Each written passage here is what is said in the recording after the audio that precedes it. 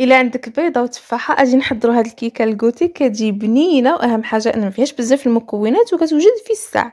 مكوناتها بساط وبنتها هبال. غادي نشارك معك المقادير والطريقه في نفس الوقت باش يجيك الفيديو قصير في الساعه تنوضي تجربيها.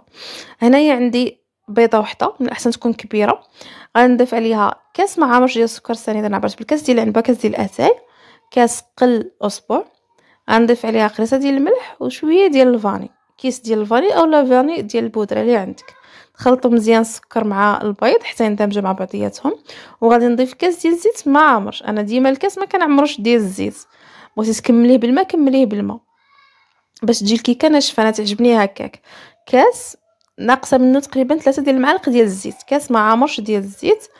غادي نخلط مزيان حتى نخلط هذيك الزيت تندمج مزيان مع المكونات. وغادي نضيف الحامض، انا عصرت حامضه وكملت بالماء، عصرت غير حامضه واحده وكملت بالماء باش عمرت الكاس. وزدت عليها قشره ديال الحامضه، ديك الحامضه استعملت العصير ديالها والقشور ديالها، غير فين تحكي الحامض ديالك ما تحكيش تتوصلي القشره البيضاء، حكي غير القشره الصفراء وصافي. صافي. غادي نضيفوا الدقيق، غادي نضيفوا الكاس الاول ديال الدقيق، نفس الكاس اللي عبرنا به المكونات كاملين هو نفسه نعبروا به الدقيق. نخلط ونضيف الكاس الثاني ديال الدقيق، ها هو 200 غرام، ونغربل. وعاد نخلط الدقيق ديالي، ضروري غربلوا الدقيق ديالكم. غادي نضيف 2 اكياس ديال الحلوى، الوزن ديال كل وحده 8 غرام. بالنسبه للحامض، اللي ما عندوش الحامض ممكن تستغناو عليه، تعوضوه بهذا الحامض اللي وريته لكم دابا، ولا الخل، معلقه ديال الخل في الاخير. غير هاد الكيكه كتجيب الحامض زوينه. بغيتو تستغناو على الحامض كاع وديروا علبه ديال الياغورت، ديروا علبه ديال الياغورت ديال درهم.